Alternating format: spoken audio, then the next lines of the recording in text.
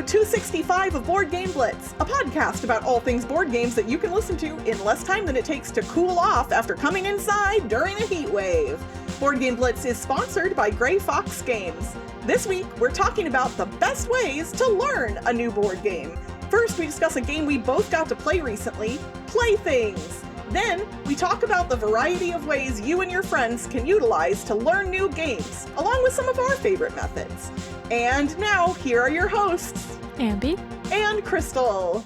All right, first, a couple of announcements. We have some more new merch. We keep making new merch. Yeah, now that we have Procreate and an Apple Pencil and stuff, I've been drawing a lot. So I made a new board game Hourglass t-shirt, which I had an idea for a while ago of an hourglass. Yeah, we had been we workshopped that idea forever ago. Yeah, but it has little board game components in the top, and then it's goes down in the bottom. It has the themes come to life, kind of so the actual things.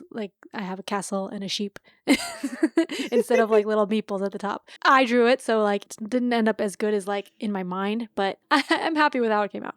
And then my kid made a steampunk meeple. Just one day he's like, if I make something, can you put it on a shirt? And I'm like, yeah.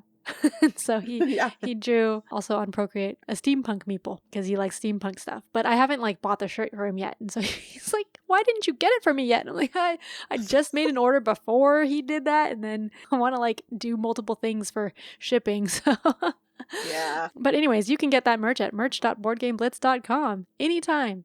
Hooray! And then our other announcement, in case you haven't been following along, or in case we didn't actually tell you the number, which is more likely, we are heading toward the end of the podcast officially, and this is the anti-penultimate episode, which we had to look up. I was I know what penultimate means, but what's the one before that? The the two from the end, and it is anti-penultimate. And there's other, if you look up the 4 from the end and 5 from the end, they just keep tacking more things onto the word, and it's quite funny. But yes, after this episode, there will be 2 more episodes. So there will be one more kind of standard episode, and then our final episode, which will come out in the beginning of August, is going to be our very special finale that we are recording together in person, which we don't get to do very often. So yeah, we're gonna have one or 2 other episodes that we recorded together, I think. Yeah, in 10 years, we've barely ever recorded in the same place.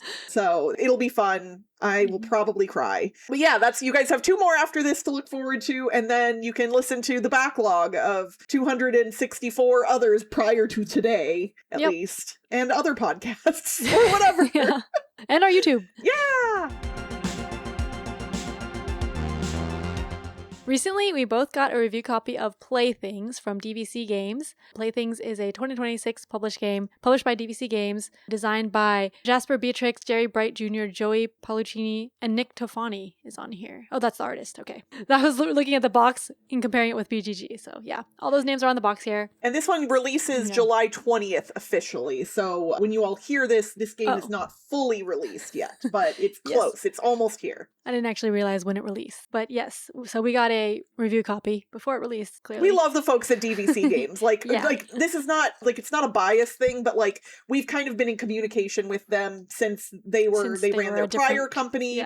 Yeah, they were Story Machine Games for a while, and then they kind of took a break for a while, and then they came back as DVC Games, and they're just lovely humans, and we happen to end up liking a lot of their games, but not all of them. There was a game of theirs that I wasn't keen on, so just know that we tell the truth, but we do really enjoy the people who make these games. Yeah, so Playthings is a game for 3 to 5 players, 20 to 30 minutes, ages 13 plus. The theme is there's a night terror that's stealing the toys or hiding the toys. What is it? Takes the toys and hides them around at night when you're sleeping. And so in the game, you kind of take turns being a 1 versus many game. So there's one person that takes turns being the night terror, and then everyone else is the guests, I think is what they call them. But there's a mat. A lot of DVC games come in this sort of format, this magnetic closure box and a mat for the board of cloth mat and then cards and items and stuff. But the mat has a room layout, a top view room layout. So it's kind of a blueprint. Blueprint style. with some picture. It's all black and white. So it's like a kind of a spooky atmosphere. And then there's these wooden blocks that are these toy chests, and on the bottom it says the name of the toy. So the Night Terror at night is going to be placing these out onto the board. It has to be like one per room, and then while everyone else has their eyes closed or not closed, which I'll get to later. But like each guest is going to have a card that says what their toy is, and they're trying to guess what where that toy is during the day phase when they all open their eyes after all of them have been placed out. So the Night Terror is going to say like, oh, I'm placing the sword. And then they do it, whatever. They can make other noises and stuff, and then eventually place the sword, and then they say, oh, okay, I'm placing the doll. So they have to say what they're placing, and then place it, and then say the next thing. And then the players are listening, and then they also have these traps. There are a lot of traps. There's a bunch of cards. They're going to get like 3 traps that they get to do. And there's lots of different types. They have icons, and they describe it in the book. But there's these different, like, there's these strings and these bells, and like, jingle, jingle, some jingle. of the traps are like you put your finger under the mat to try to listen to it or try to feel it. Feel things. Yeah, listen with your finger. But yeah, there's a lot of different traps. Some are more powerful than others. Yeah, and some of them you're stretching a string across either above or under the mat, or you can use the box on top of or under the mat as well. And so you're both physically manipulating the play space in a way that will make it harder for the Night Terror, and also kind of just hindering their ability to get to the play space in some instances as well. Yeah, so they set all their traps, so you like put your hands there and whatever, put things in the way, and then close their eyes, and the Night Terror places their things at night. But you can peek, so as a guest, you can open your eyes during the night to see where they're putting the toys, and if you ever peek, that counts as peeking. And the Night Terror, you don't actually care if the guests guess their toys. The guests get points for guessing their toys, and for like the number of toys that have been guessed, but then the Night Terror gets points for guessing correctly if a person has peeked or not. So you don't care that much like whether people actually get their toys, but you care more about like whether they peeked or not, and if you can guess that correctly. And you kind of guess like a codename style where you're guessing the most obvious one first, because once you guess wrong, then your turn's over for the Night Terror. Yeah. So like you guess, oh, I peeked, or you peeked, yes, or you didn't peek, yes. Either way, you get 2 points. But if the person peeked and you guessed correctly, then you get to take the 2 points from them. You don't have to, but you can. Yeah.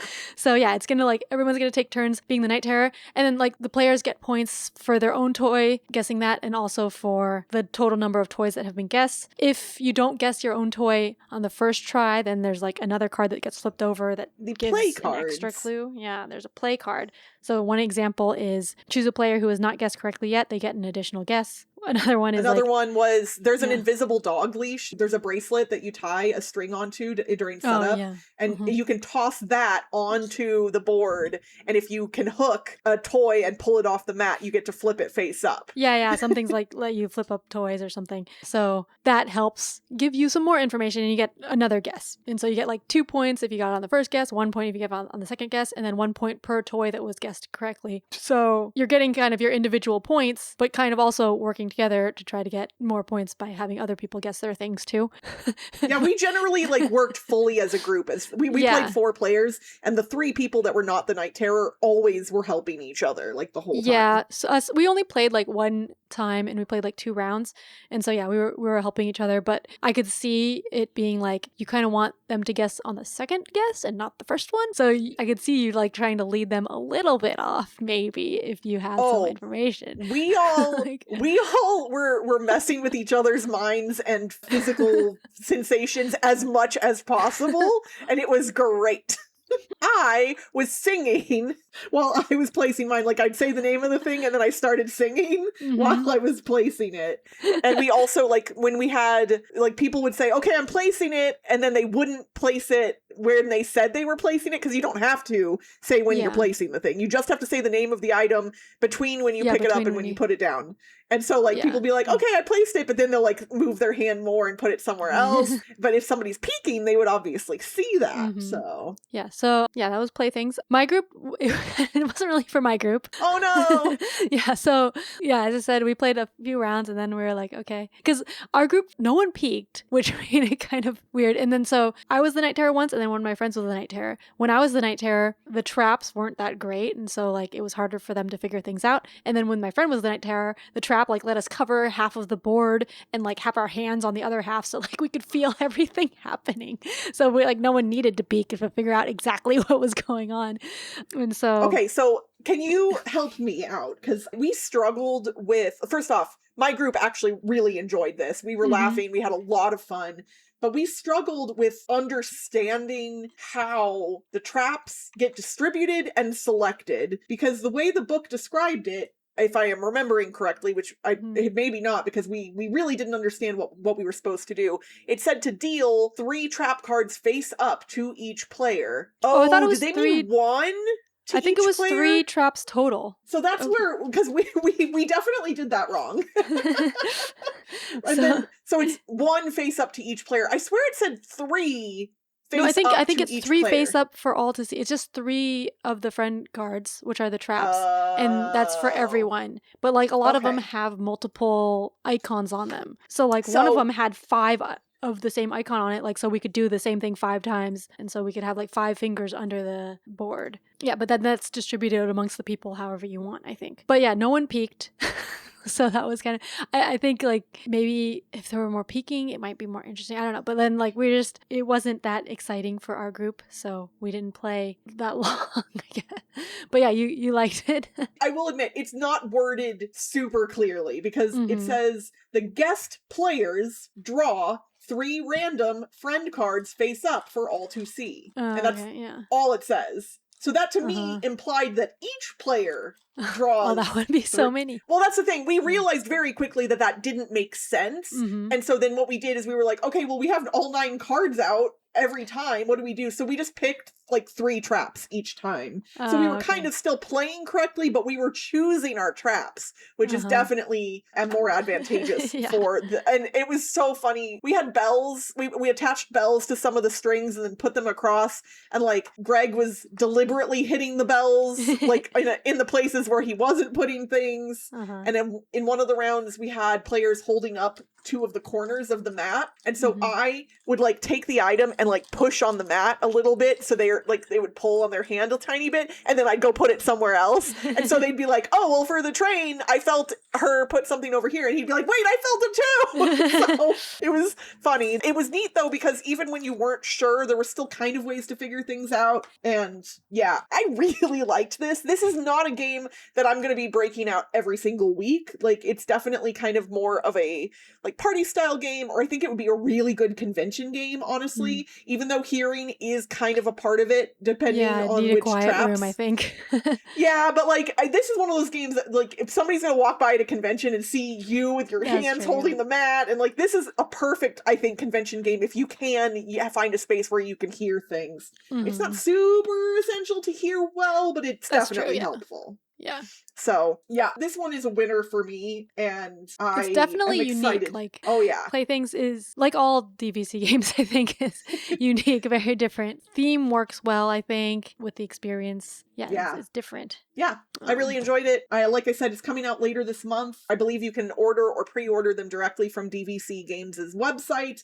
We will try and link that in the show notes. But yeah, if you enjoy kind of games with sensory elements to them that are maybe a little silly, but not super silly, like this is kind of right in that wheelhouse. Yeah, and also like you mentioned like the rulebook not being super clear, and I think similar with like the traps, it's like it's not going to be like where you know the rules for certain or like are abiding by like strict rules. It's like it tells you like, oh, you just say it for, you can do anything, you can sing, you can do whatever, like when you're placing the things, it's creative. Yes. And it does say that like the rules should be interpreted like within the spirit of the game, basically. Like there are some things that you could interpret in different ways, and I think as long as the group kind of comes to a consensus, I think some of that ambiguity is fine. The cover is super creepy. Yes. I like it. the art style and fits with a theme too. Like all the black and white and dark. The eyes. And the creamy, yeah. I always find it hard to put these back in the box though. I know. I love their box style. I love the magnetic closure. I love that they're small, but not too small. But yes, they do pack a lot of components into their boxes. And this is one of those ones that you're like, oh, I need to play Jenga like hardcore. Like, how do I put it back? Yeah. Like, I know I took them all out of here, but how do I get them back in? So, and technically, I'd have one less silica packet than was originally in there, too. Yeah. That did not give me enough space. So anyways, that's all right. Playthings. From DVC Games. Yeah. Back in episode 113, which was released in 2020, so 6 years ago. How was 2020 6 years ago? Oh, wow. I don't, right? Like, how does that, whatever. We did an episode on teaching games, specifically like tips for how to teach board games. And so we, figured it's been long enough that that topic is something that we could revisit, but we're kind of going to do it slightly differently. Instead of just talking about teaching, we're going to talk about the whole overall experience of learning a board game and all of the like different ways that can happen. Some of the ways we prefer and some of the ways that are a little ridiculous, but possible. I think we've probably mentioned like ways that we've preferred before, like in passing. Yeah, I imagine that is the case. But in case and we haven't or people don't remember, do you have a favorite way to learn a board game in particular? So I think I usually like reading the rulebook myself, but also having the components out so I can like move them around and look like as I'm reading the rulebook, see like it talks about this component and then I look at the component I'm like, oh, okay, I get it. So I can like make my own examples kind of in case the rulebook doesn't have great examples. But if the rulebook has like pictures for everything and examples, then I don't need the components as much. But it is still nice to hold them. Yeah. I generally prefer to have games taught to me than for me to be the teacher. Mostly because I just like, if I'm teaching games, I'm always worried that I'm not doing it well, even if I am. Like, I just get paranoid. And it's interesting because in the past, I have really not been a super good verbal learner. But I think with board games, because there is stuff to look at, like we'll generally set the game up first and then go through things. I think that helps because then I can look at everything while it's being explained, and that works for me. I also, in the past, have also enjoyed watching a tutorial video beforehand. Like, it'll give you a lot, but you won't necessarily digest all of it. So then coming to the game session with that knowledge and then having somebody else teach it, and you're like, oh, yeah, that, I remember that. Okay, what's that again? And that has proved successful for me. I don't like reading rule books. The number of games in my collection that I've probably never actually fully read the rule books for is likely a very high percentage. I said I prefer reading rule books, but I think that's like just so I know for sure like what the rules are. But in practice, I don't do it as much, like because like if someone else already knows it, then I'll let them teach, and then I'm fine with like them verbally teaching me, and then like I look at the stuff, and I can usually learn pretty well from that too. But yeah, like reading the rule books takes extra time that I don't have all the time. But sometimes I do like looking at it. Yeah, and the context sometimes is just missing. Like, even if the rule book is super clear, well organized, really well written, when you don't have the context of how the game actually works in your head already, sometimes the rules just, like, you can't conceptualize them completely. Like, okay, when the red Fleeble Flobbles move to the Palace of Wonder, you know, roll the legacy dice. And it's like, I don't know what any of those things are. To be clear, I made all of that up. That's not a real game.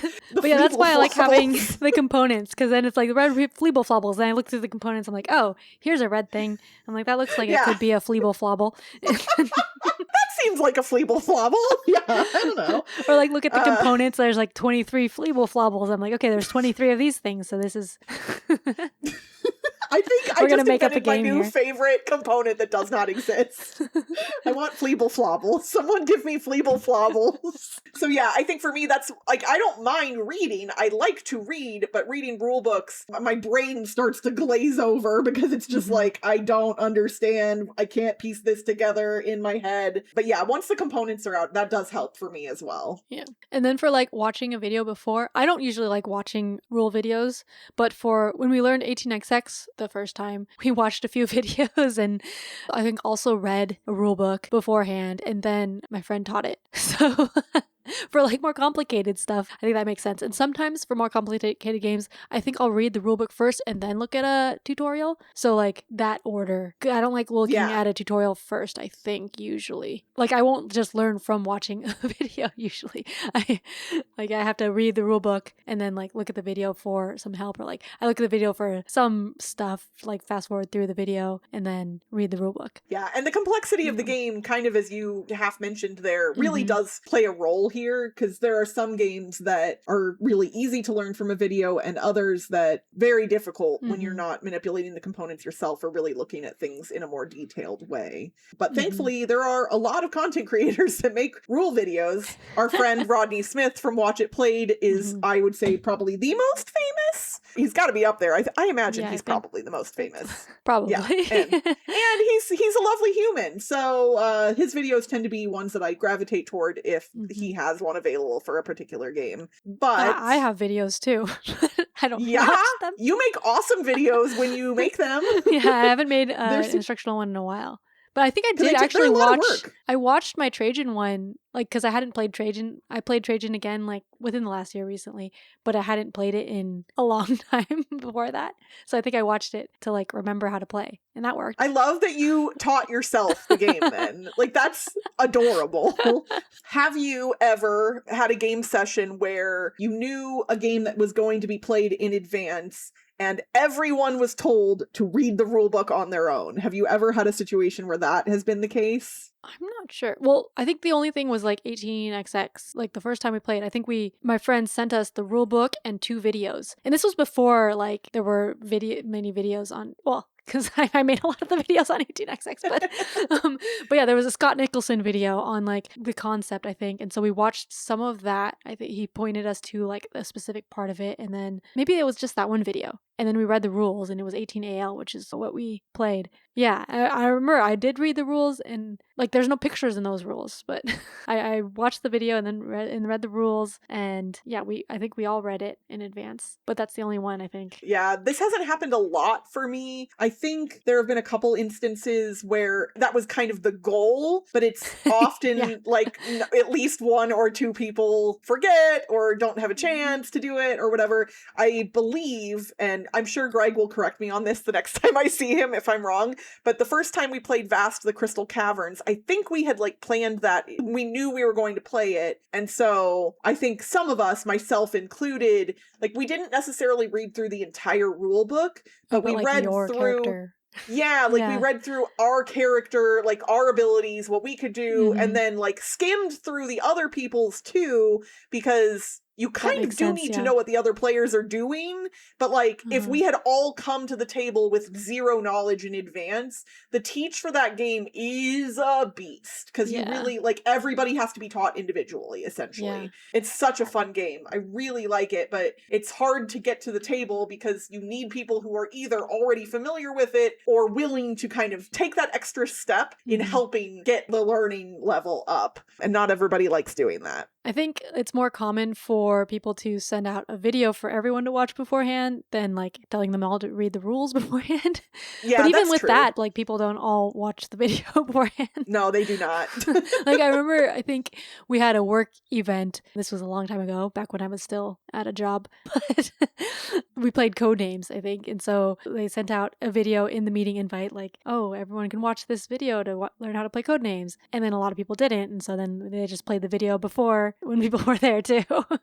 But I mean, that's like a relatively simple game to learn. I mean, I've definitely pulled out a video for a group before for games kind of like that, where like the explanation isn't teeny but it's also not long, and you're like, this video really sums it up great. Here, just watch this, rather than listen to me ramble.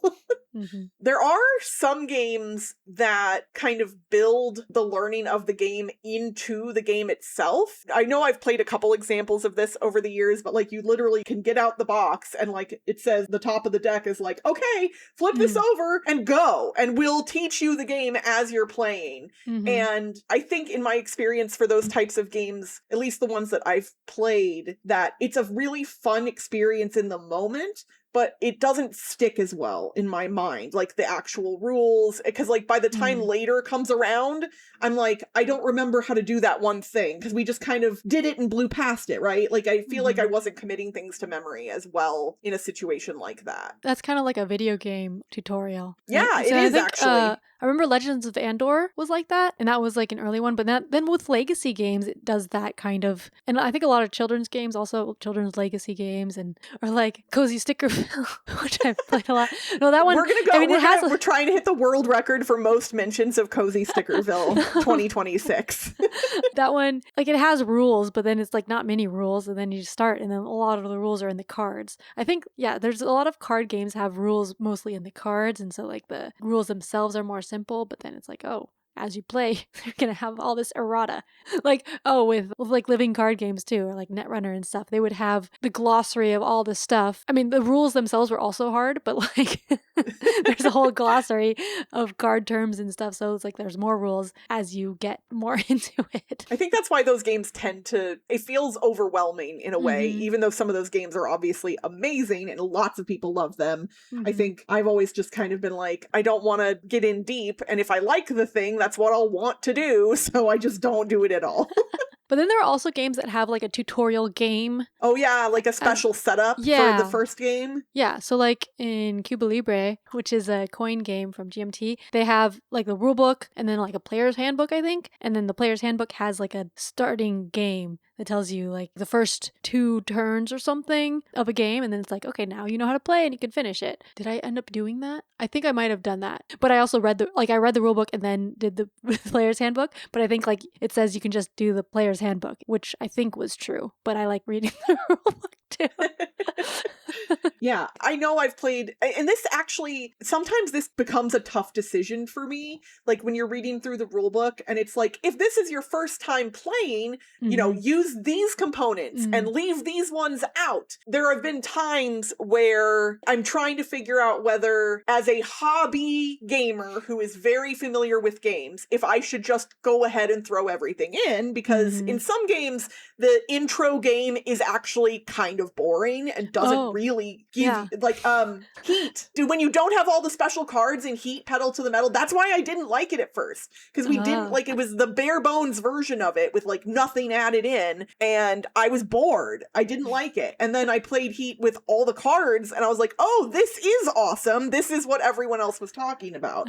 But it's hard. I'm like, I don't want to make it too complicated for people, you know, unnecessarily. Yeah, and then with Bomb Busters, the first 4 or the first 3 missions, I think, are like tutorial kind of. And so like I read the rules and then I was looking at the setup for the first mission and it didn't have any bombs in it. Like, and like it didn't have any of the red ones. Like it goes only the blue wires, and then the second mission introduces yellow wires, and then the third mission introduces the red one, and then the fourth one has like all the rules. And so like I had read all the rules and then I was like doing the setup for the first mission. I'm like, wait, why doesn't it like what?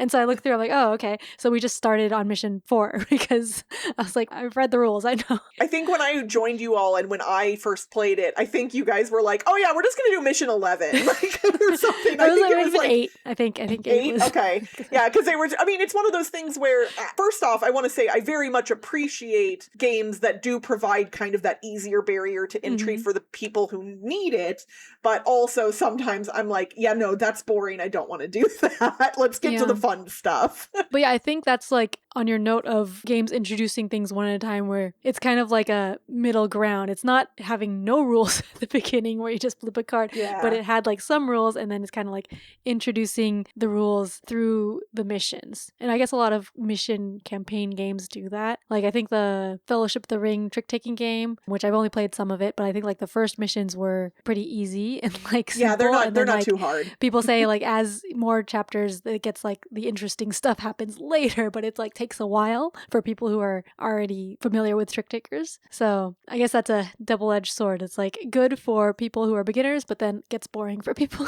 who are not.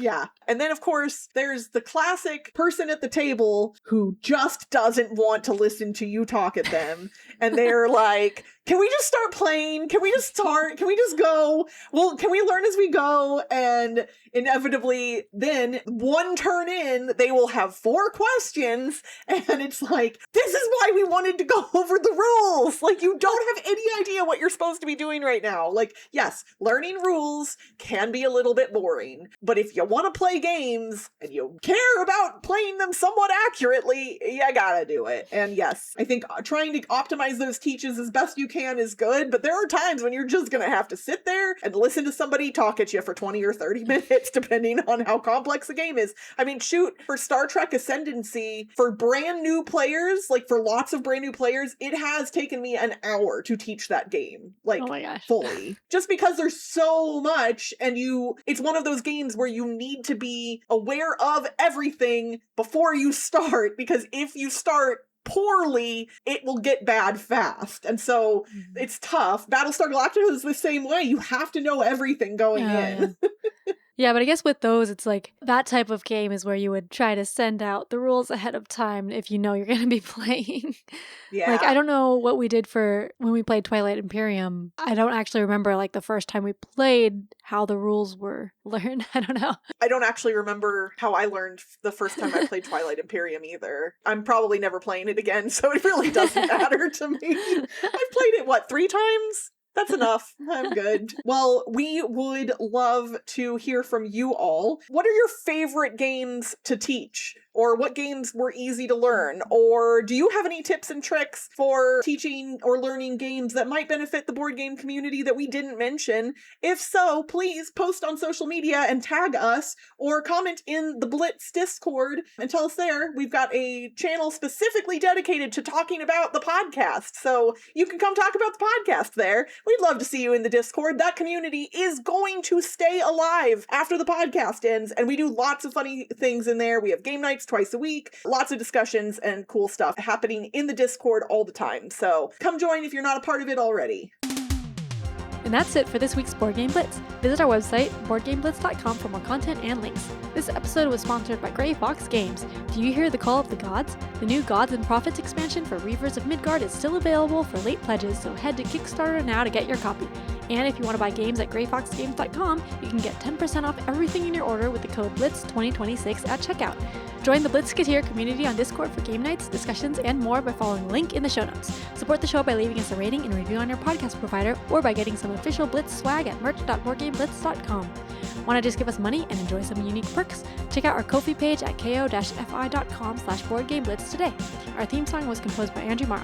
Until next time, we don't need no board game rule books. Bump, bump, bump, bump. We don't need no tutorial. Bye, everyone! Bye!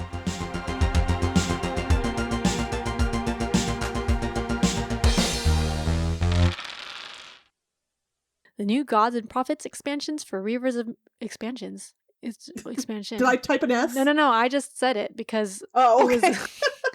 Because I was thinking in plural, like there's gods and prophets and expansions and reavers. So everything is plural. Yeah. Okay. Everything is plural. All right.